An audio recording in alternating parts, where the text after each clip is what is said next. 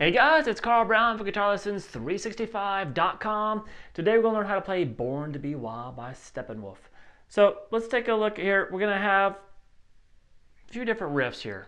They're all classic riffs. You got to know them all.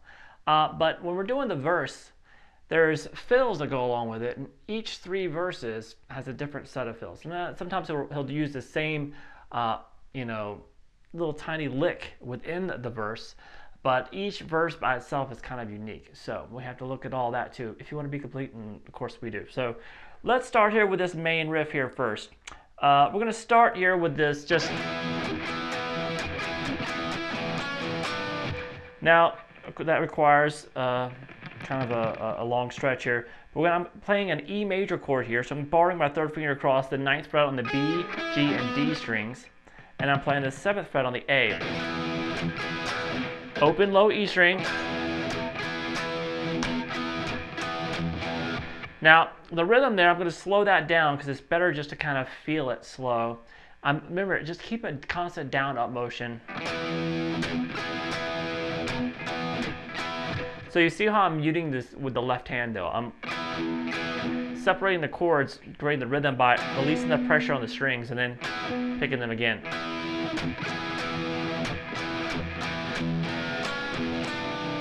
So then from there, we hit the low E open, and you're going to play still keep the 7th fret there on the A, but you're going to play the 11th fret on the D, back to the low E open, and then raise that little finger up all the way to the 12th.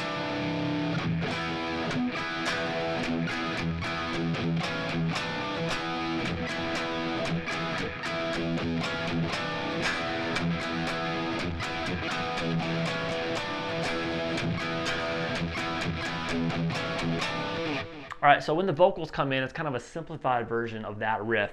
We just stay here on the low E, just chugging some downstrokes there.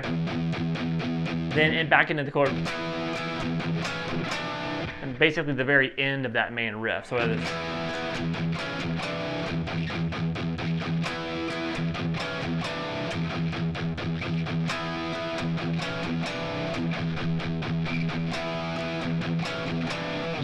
All right, so now pretty much the second half of the verse here is this section with all the fills here. So that's the part that sounds like this.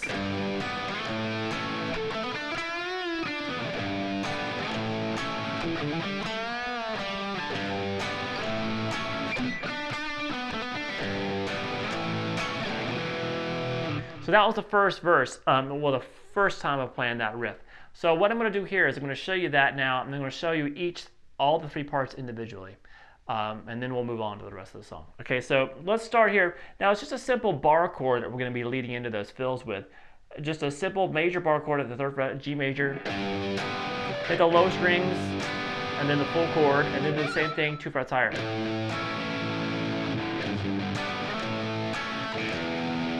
So from there, you hit the low E open if you want, and then we're going to go into our first fill. That's a hammer 7 to 9 on the D string, over to 7 on the G. The bend there at the 9th fret on the G. Release 7 over to 9 on the D. Do the same 2 chords to lead up to it again. And we basically do the same lick, but starting here at the 5th fret on the A string.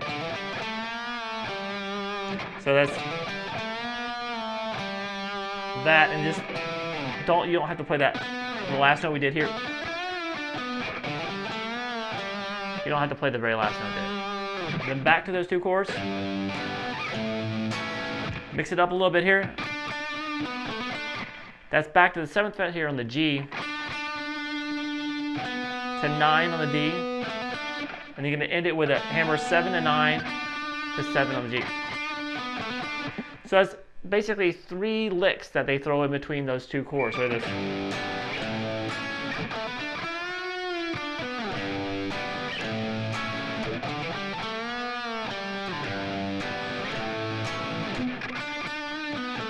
And then back to the chords. And then just resolve it down to an E major chord. So this is the first verse. It now repeats and goes back around to the second verse here without going to a pre-chorus or chorus. So we just kind of chill out on that E major chord and then back to the riff again. And then we make it back to the part of the verse here where we have the fills, and we have a different set of fills here, and they sound like this.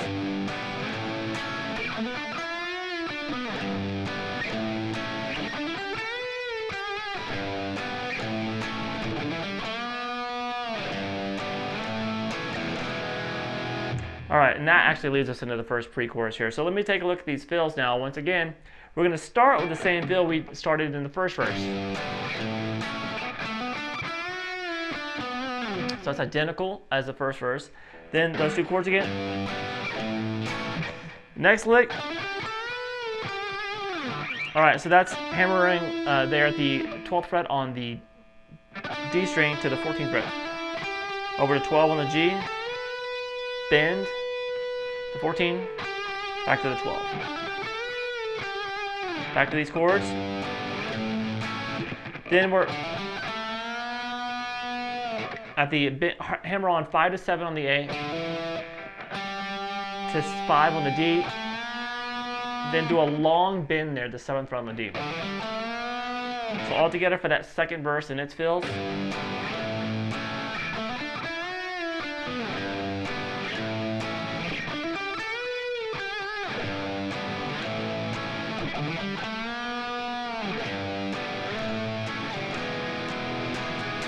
Now that leads us into the pre-chorus here, but I'm going to skip that for a second and then take a look at the third verse that happens later in the song. Same build up, and then into the same two chords. Now let's take a look at those three sets of fills, and it sounds like this.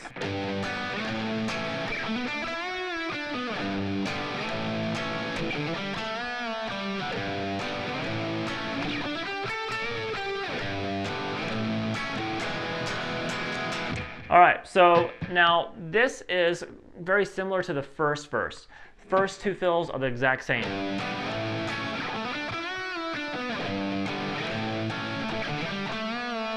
And this third one, we're gonna come up there.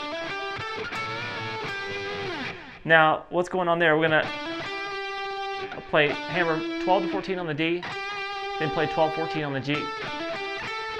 Then bar your finger here, just lay your third finger down across the B and the G string, pick those two strings, bend it down to the bend it down towards the floor, then release it, and then the 12 on the B and the G together. And that takes us to the actual pre-chorus. So the pre-chorus coming out of the second and third verse sounds like this.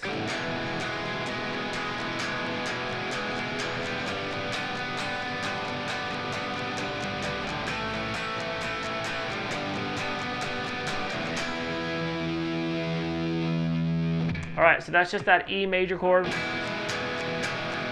Kind of an eighth note strum, down, up, down, up, down, up. E major. Then the E major we were playing earlier, just full strum. Then to the A major chord. You can play it like A major or just bar across the second fret on the B, G, and the D. With the open A, and then back down to that G. Then it's the E power chord, instead of going down to that E power chord, which is just basically all the strings open except the A string is 7th fret, 9th on the D, 9th on the G. Now that's the main chord for we're going to start the chorus with. Chorus is just really simple. It's mostly the organ that's doing all the most of the work here in the chorus. But it's just going to start with a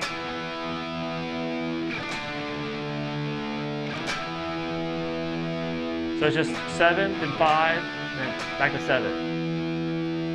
And then we repeat that.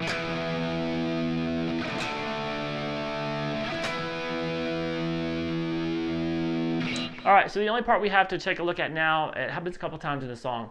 There's just when the organ, they're kind of doing the jam part there. And we have some cool rhythms there, some cool chords here going on the guitar, and it sounds like this.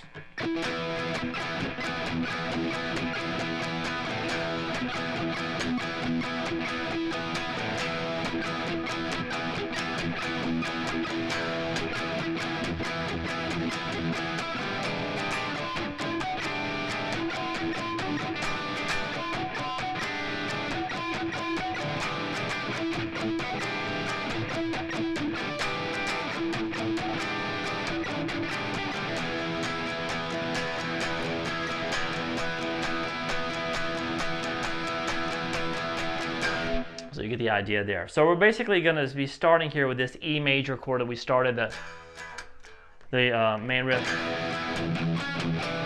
So just on that chord, now what we're doing here, the rhythm is it's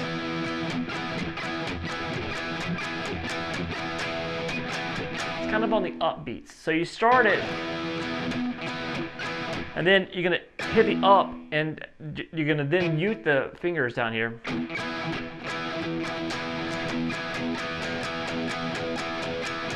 So I'm always hitting it on just, I'm doing the downstrokes, but I'm missing the string.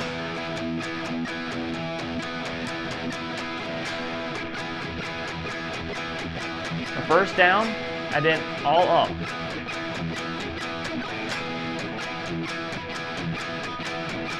Then it goes to what is affectionately known as the Hendrix chord here. We're going to be playing the 7th fret on the A string, 6th fret on the D, 7th on the G, and then 8th on the B. Then we have this rhythm.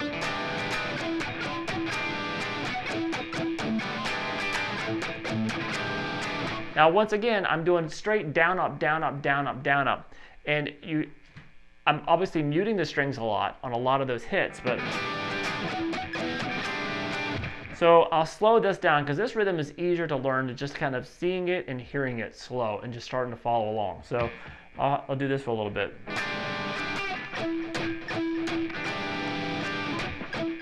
I'm constantly going down and up.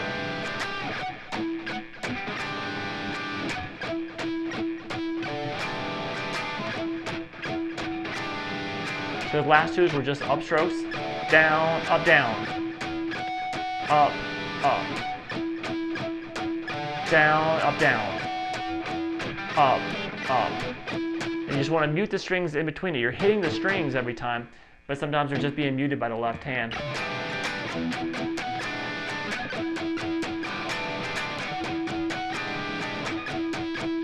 Down, up, up.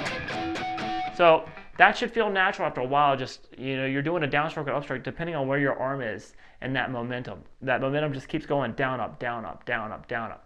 All right, now coming out of that, you just go straight to back to that E major chord and let that build.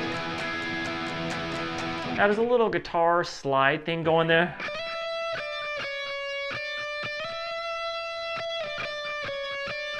Or whatever that melody is, but it's pretty much just kind of a layering. There's not a lot going on there. The rhythm is much more important there. So I hope you guys enjoyed it. I'll see you again soon for GuitarLessons365.com.